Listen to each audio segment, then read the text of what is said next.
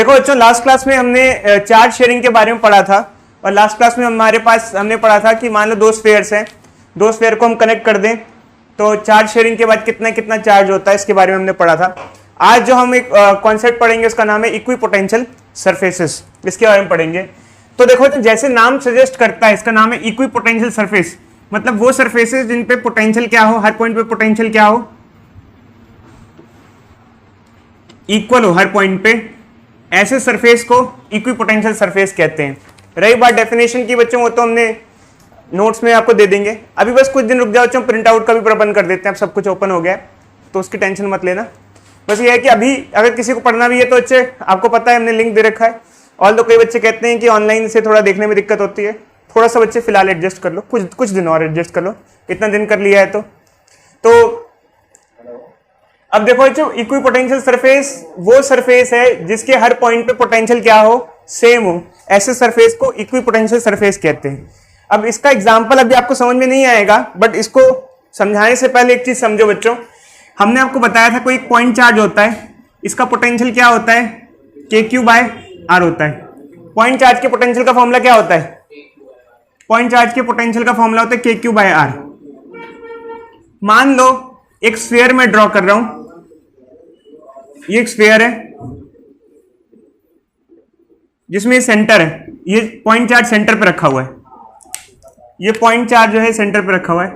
क्या इस point charge की स्फीयर के हर पॉइंट से दूरी सेम होगी या अलग अलग होगी? क्यों बच्चे बताओ? क्योंकि स्फीयर का रूल होता है, स्फीयर का रूल होता है कि सेंटर से लेके स्फीयर के हर पॉइंट की दूरी क्या होती है, सेम होती है बच्चों। तो इसका मतलब कि अगर हम दो तीन पॉइंट मान लें, जैसे मान लो मैंने कहा एक पॉइंट A है, एक पॉइंट B है, एक पॉइंट C है, तो तीनों पॉइंट की दूरी इस चार्ज से सेम है, ये अगर तीनों की दूरी सेम है तो तीनों पॉइंट पे पोटेंशियल भी क्या होगा, सेम होगा। इसका मतलब potential at A is equal to potential at B is equal to potential at C। और इवन तीन पॉइंट क्या, आप हर पॉइंट देखो तो हर पॉइंट की दूरी सेम है, तो हर पॉइंट पे पोटेंशियल क्या होगा, सेम होगा। इसकी वजह से ये सरफेस क्या कैसा कहलाएगा, ये सरफेस कहलाएगा इक्विपोटेंशियल सरफेस, क्योंकि इस सरफेस के हर पॉइंट की उस चार्ज से दूरी बराबर है। क्योंकि देखो बच्चों, आमतौर पर पोटेंशियल किस पे डिपेंड करता है, K, Q और डिस्टेंस। चार्ज तो यही है कि भाई एयर है, जो भी है, बस डिस्टेंस अलग अलग होता है आमतौर पे देखा जाए तो, बट डिस्टेंस सब पॉइंट का क्या है, सेम है। तो ये पूरा जो सरफेस है ये क्या कहलाएगा, इक्विपोटेंशियल सरफेस कहलाएगा। अगर हम बात करें पॉइंट चार्ज की, तो पॉइंट चार्ज, जैसे पॉइंट चार्ज क्या होता है बच्चों, ये छोटा सा चार्ज एक जगह रखा होता है, इसे कहते हैं पॉइंट चार्ज। मैंने आपको पहले भी बताया कई बार कि पॉइंट चार्ज क्या होता है, अगर एक जगह छोटा सा चार्ज रखा हो उसे पॉइंट चार्ज कहते हैं। तो पॉइंट चार्ज के लिए जो इक्विपोटेंशियल सरफेसेस ड्रॉ किए जाते हैं, इक्विपोटेंशियल सरफेसेस ड्रॉ किए जाते हैं, वो स्फेरिकल नेचर के होते हैं। इसका क्या मतलब है, कोई बच्चा बताएगा इसका क्या मतलब है? वो स्फेरिकल नेचर के होते हैं, इसका क्या मतलब है? जैसे मान लो ये इक्विपोटेंशियल सरफेस है, ये एक अलग इक्विपोटेंशियल सरफेस है, ये दो अलग अलग इक्विपोटेंशियल सरफेस है। कोई बच्चा बताएगा इसका क्या मतलब है? ये दो सर वो स्फीयर में ही हुआ और जैसे मान लो ये चार्ज है, ये एक सरफेस है, ये 10 वोल्ट का इक्विपोटेंशियल सरफेस है और ये जो 5 वोल्ट का इक्विपोटेंशियल सरफेस है। चलो बच्चों, अनन्या बताओ इसका क्या मतलब है? ये 10 वोल्ट का इक्विपोटेंशियल सरफेस है और ये 5 वोल्ट का इक्विपोटेंशियल सरफेस है, इसका क्या मीनिंग है? इस सब जैसे मान लो बच्चे, जितना चार्ज से दूर जाएंगे उतना पोटेंशियल बढ़ जाएगा। यहां 10 वोल्ट का है तो यहां 5 वोल्ट का है, बट इसका क्या मतलब हुआ कि 10 वोल्ट का इक्विपोटेंशियल सरफेस है और ये 5 वोल्ट का इक्विपोटेंशियल सरफेस है। इसका क्या मतलब हुआ? मतलब किसी भी पॉइंट पे 10 वोल्ट की उसकी पोटेंशियल हो तो 10 वोल्ट। इसका मतलब कि इस सरफेस के किसी भी पॉइंट पे लोगे तो 5 वोल्ट का लेटेस्टिक, मैंने एजम्पशन लिया बच्चे। कोई बच्चे कहते हैं सर 5 कैसे आया? 5 आया नहीं है, 5 क्या किया हमने, क्या लिया यहाँ, अजम्पशन लिया है। अजम्पशन लिया है कि ये मान लो ये 5 वोल्ट का इक्विपोटेंशियल सरफेस है और ये 10 वोल्ट का इक्विपोटेंशियल सरफेस है, मतलब इसके हर पॉइंट पे 5 वोल्ट का पोटेंशियल है और इसके हर पॉइंट पे कितना है, 10 वोल्ट का पोटेंशियल है। तो ये 10 वोल्ट का इक्विपोटेंशियल सरफेस है और ये 5 वोल्ट का इक्विपोटेंशियल सरफेस है। और अगर हम बात करें पॉइंट चार्ज की, तो पॉइंट चार्ज के लिए इक्विपोटेंशियल सरफेस जो होते हैं वो स्फेरिकल नेचर के होते हैं। जैसे कि अगर एक सिंगल चार्ज रखा हो तो उसके लिए आप कई सारे इक्विपोटेंशियल सरफेस ड्रॉ करने की कोशिश करो। जैसे 10 वोल्ट का इक्विपोटेंशियल सरफेस है, 5 वोल्ट का है, दूर जाओगे तो पोटेंशियल और घटता जाएगा, तो ऐसे कई सारे सरफेस ड्रॉ कर सकते हो। इसके हर पॉइंट पे 10 वोल्ट का पोटेंशियल है, इसके हर पॉइंट पे 5 वोल्ट का पोटेंशियल है, दूर जाओगे तो और कम होता जाएगा। बट वो कैसे नेचर के होंगे? स्फेरिकल नेचर के होंगे। ये थोड़ा सा बच्चों इससे आपको आइडिया लग गया होगा कि इक्विपोटेंशियल सरफेस क्या होते हैं। इक्विपोटेंशियल सरफेस वो सरफेस होते हैं जिसके हर पॉइंट पे पोटेंशियल क्या हो? सेम हो। ऐसे सरफेस को क्या कहते हैं हम? Equipotential surface. अब सबसे पहली बात ये रही कि अभी अभी आपने देखा कि इक्विपोटेंशियल सरफेस स्फेरिकल है। जरूरी नहीं है हर टाइप के चार्ज के लिए या हर टाइप की चार्ज कॉन्फ़िगरेशन के लिए इक्विपोटेंशियल सरफेस स्फेरिकल ही हो। सिर्फ और सिर्फ पॉइंट चार्ज के लिए इक्विपोटेंशियल सरफेस का नेचर स्फेरिकल होता है। देखो बच्चों, जरूरी नहीं है सिर्फ पॉइंट चार्ज हो। हमने पढ़ा है कि कई बार हो सकता है एक सिंगल चार्ज रखा हो, कई बार हो सकता है 2 पॉजिटिव चार्ज रखे हो, कई बार एक पॉजिटिव और कई बार एक नेगेटिव चार्ज रखा हो, कई बार हो सकता है एक शीट रखी हो। तो डिफरेंट टाइप के चार्ज कॉन्फ़िगरेशंस हो सकती हैं। डिफरेंट टाइप की चार्ज कॉन्फ़िगरेशन क्या मतलब, ये समझ में आपको? डिफरेंट चार्ज कॉन्फ़िगरेशन का क्या मतलब है? कहीं पे एक सिंगल पॉजिटिव रखा हुआ है, कहीं एक सिंगल नेगेटिव रखा हुआ है, ये अलग हो गया। कहीं दो पॉजिटिव चार्ज रखे हैं, तो ये डिफरेंट केसेस हो सकते हैं। कहीं एक पॉजिटिव चार्ज और एक नेगेटिव चार्ज रखा हो सकता है, कहीं 2 पॉजिटिव चार्ज रखे हो सकते हैं, कहीं एक शीट पे बहुत सारे चार्ज हो सकता है। तो इन सबके केसेस, इन सबके फॉर्मुलेज भी बिल्कुल अलग अलग हो जाते हैं। समझ में आ रहा है बच्चों? कहीं एक पॉइंट चार्ज रखा हुआ है, कहीं एक शीट रखी हुई है, क्या दोनों का सब फॉर्मूला वगैरह सब सेम रहेगा? सब कुछ ही सेम रहेगी? नहीं, उनके फॉर्मूले भी चेंज होंगे, उनके इक्विपोटेंशियल सरफेस भी चेंज होंगे, उनका इलेक्ट्रिक फील्ड का फॉर्मूला भी चेंज होगा। अब जैसे आप देख सकते हो, पॉइंट चार्ज का इलेक्ट्रिक फील्ड का फॉर्मूला अलग होता है, शीट का इलेक्ट्रिक फील्ड का फॉर्मूला अलग होता है।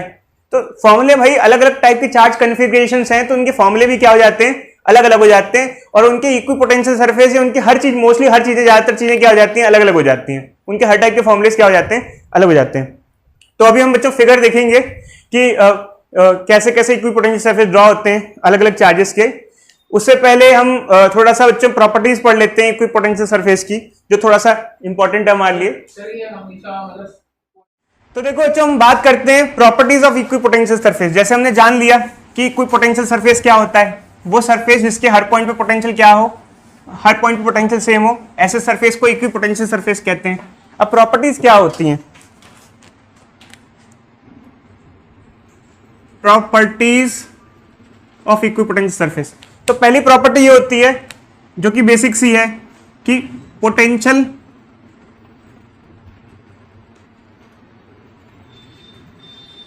सेम होता है ऑन ईच पॉइंट। मैंने बहुत शॉर्ट में लिख दिया बच्चों, ये डिटेल में भाई नोट से आप लिख लेना। ये शॉर्ट में बता रहे हैं कि एक पॉइंट है कि भाई each point on equipotential surface have same potential. Her point पे क्या होता है? सेम पोटेंशियल होता है। ये तो बेसिक प्रॉपर्टी है। दूसरी प्रॉपर्टी ये होती है बच्चों, two equipotential surface can not intersect each other. अभी बताएंगे, इसको डिस्क्राइब करेंगे। एक मिनट बच्चे रुक जाओ। Two equipotential surface can not intersect each other. And third property ये होती है कि इक्विपोटेंशियल सरफेसेस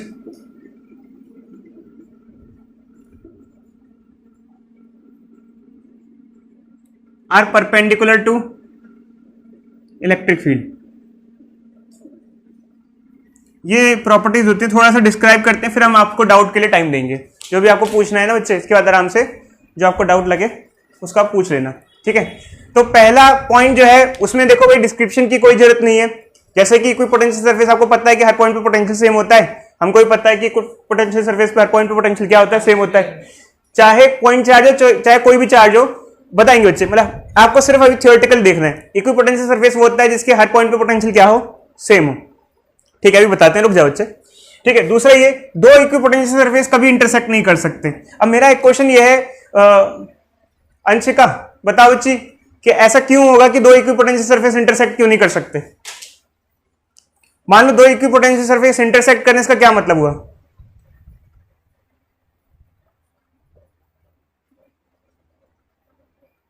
दो इक्विपोटेंशियल सरफेस कभी भी इंटरसेक्ट क्यों नहीं कर सकते?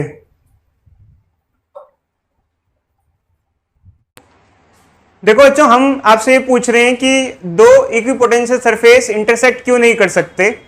कारण क्या होता है, दो इक्विपोटेंशियल सरफेस कभी भी इंटरसेक्ट क्यों नहीं कर सकते, क्योंकि अगर दो इक्विपोटेंशियल सरफेस इंटरसेक्ट कर रहे हो, जैसे मान लो इंटरसेक्शन हो रहा हो, ठीक है, तो अलग अलग इक्विपोटेंशियल सरफेस, जैसे मान लो एक कोई 20 वोल्ट वाला इक्विपोटेंशियल सरफेस है, कोई 10 वोल्ट वाला है, इंटरसेक्ट कर रहे हैं, तो एक पॉइंट पे दो पोटेंशियल नहीं हो सकते कभी भी। जैसे हमने अपने, अगर हम बात करें तो हमने 10th क्लास में बच्चों, 10th क्लास में एक चीज पढ़ी थी, दो मैग्नेटिक फील्ड लाइंस कभी भी एक दूसरे को इंटरसेक्ट नहीं कर सकती हैं। 10th क्लास में पढ़ते थे, दो मैग्नेटिक फील्ड लाइंस एक दूसरे को इंटरसेक्ट क्यों नहीं कर सकती। जैसे एक मैग्नेटिक फील्ड लाइन इधर जा रही है, किधर जा रही है, इंटरसेक्ट कर रही है, तो एक पॉइंट पे दो डायरेक्शन नहीं हो सकते थी, यहां और यहां, ऐसा नहीं हो सकता है। अब सब में होता है बच्चे, सब में। जैसे मान लो कल को ये बच्चा है, ये टॉप कर जाए, और मान लो हमने पढ़ाया इसको, हमने मेहनत करके पढ़ाया है, ये बच्चा वो सामने शैतान बैठा हुआ है, और भाई हम कहेंगे कि इस बच्चे का रिजल्ट हमने दिया है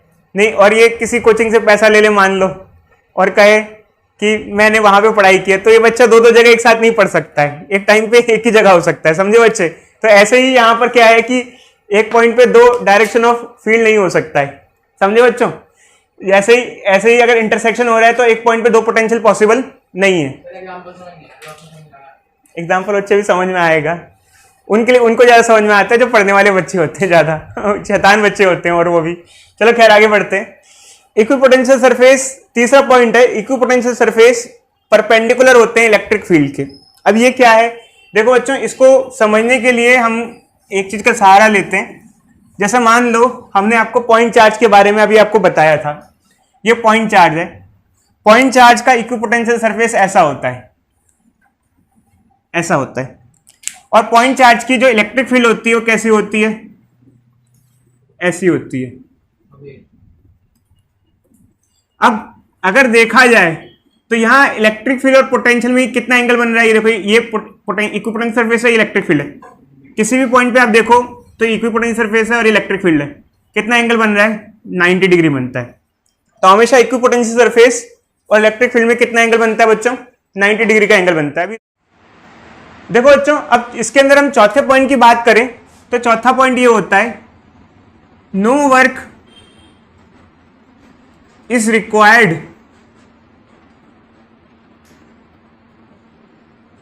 to move a charge on equipotential surface, on equipotential surface. अगर हमको किसी एक चार्ज को एक पॉइंट से दूसरे पॉइंट पे इक्विपोटेंशियल सरफेस पे मूव कराना है तो हमको कोई वर्क डन नहीं करना पड़ेगा। मैं फिर से रिपीट कर देता हूं बच्चों, अगर इक्विपोटेंशियल सरफेस पे हमको एक जगह से दूसरी जगह मूव कराना है तो हमें कोई वर्क डन नहीं करना पड़ेगा। बहुत ध्यान से समझना है इस चीज को बच्चों, बहुत आराम से डिस्क्राइब करते हैं। इसको डिस्क्राइब करने से पहले हम ग्रेविटेशन का एक एग्जाम्पल लेते हैं। देखो बच्चों, जैसे मान लो ये एक लेवल है, ग्रेविटेशन के हिसाब से ये एक फ्लैट सरफेस है, ग्रेविटेशन के हिसाब से ये बच्चों ये एक इक्विपोटेंशियल एनर्जी सरफेस है। मान लो ग्रेविटेशन के हिसाब से ये एक इक्विपोटेंशियल एनर्जी सरफेस है एज पर ग्रेविटेशन। तो मान लो एक बॉडी रखी हुई है यहां पर और फ्रिक्शन नहीं है, आप एक बॉडी को यहां से यहां मूव करा देते हो, यहां से यहां, तो क्या आप ग्रेविटी के अगेंस्ट कोई वर्क कर रहे हो, ए पॉइंट से बी पॉइंट पे मूव करा देते हो इस बॉडी को, क्या आप ग्रेविटी के अगेंस्ट कोई वर्क कर रहे हो। थोड़ा सा बच्चों मैनेज करो, थोड़ा आज बच्चों नेटवर्क का इशू है, मैं आपको वीडियो डाल दूंगा तो मुझे पता है बच्चों प्रॉब्लम आती रहेगी बीच में ऐसी, तो थोड़ा भी हम दोबारा रिपीटेशन भी कर देंगे, टेंशन मतलब बच्चों इस चीज को, और मैनेज करो बच्चों थोड़ा सा आज, क्योंकि एक्चुअली क्या है, क्लास का टाइम ऐसा क्लास ऑफ नहीं कर सकते हम, ठीक है। तो देखो बच्चों, जैसे मान लो एक ब्लॉक है, इसको हम यहां से यहां मूव करते हैं, इसको हमने यहां से यहां मूव कराया, सेम हाइट है, क्या मैंने इसमें ग्रेविटेशन के अगेंस्ट कुछ वर्क किया, बोलो बच्चों बोलो, क्या मैंने सेम हाइट पे किसी चीज को मूव कराऊं तो क्या मैंने ग्रेविटेशन के अगेंस्ट वर्क किया, नहीं किया। एक्चुअली ऐसा ही होता है कि जब हम इक्विपोटेंशियल सरफेस पे किसी चार्ज को मूव कराते हैं, जैसे मान लो बच्चों, जैसे मान लो ये एक चार्ज है क्यू, ये रखा हुआ है, इसके आसपास ये इसका एक इक्विपोटेंशियल सरफेस है, तो जैसे मान लो ये इक्विपोटेंशियल सरफेस है, एक पॉइंट ए हो गया, एक पॉइंट बी हो गया, तो पॉइंट ए और पॉइंट बी पे पोटेंशियल क्या होगा बच्चों? सेम होगा, इक्वल होगा। अब मान लो एक छोटा सा टेस्ट चार्ज में लिया है, टेस्ट चार्ज मतलब छोटा स्मॉल चार्ज होता है क्यू नॉट, उसको मैंने यहां से ए से बी पे ला के रख दिया। इस प्रोसेस में क्या वर्क डन होगा? तो देखो बच्चों वर्क डन क्या होता है, आमतौर पे हमने बताया वर्क डन होता है चेंज इन पोटेंशियल एनर्जी या फिर charge into change in potential. ये हमने कुछ पहले की क्लासेस में बताया था कि चेंज इन पोटेंशियल एनर्जी और चेंज इन पोटेंशियल में एक रिलेशन होता है, ये रिलेशन होता है। अब यहां पर अगर आप देखो तो क्योंकि ए और बी पॉइंट पे पोटेंशियल सेम है, तो चेंज इन पोटेंशियल क्या होगा? डेल्टा वी क्या होगा? जीरो होगा। डेल्टा वी जीरो होगा तो जीरो हो जाएगा, तो हमें कोई वर्क डन नहीं करना पड़ेगा against electric field, against electric field, electric field के अगेंस्ट कोई वर्क नहीं करना पड़ेगा, अगेंस्ट, हाँ बच्चे, against electric field work done नहीं करना पड़ेगा। तो मैं एक बार दोबारा से बच्चों रिपीट कर देता हूं, अभी टेंशन मत लो आप लोग।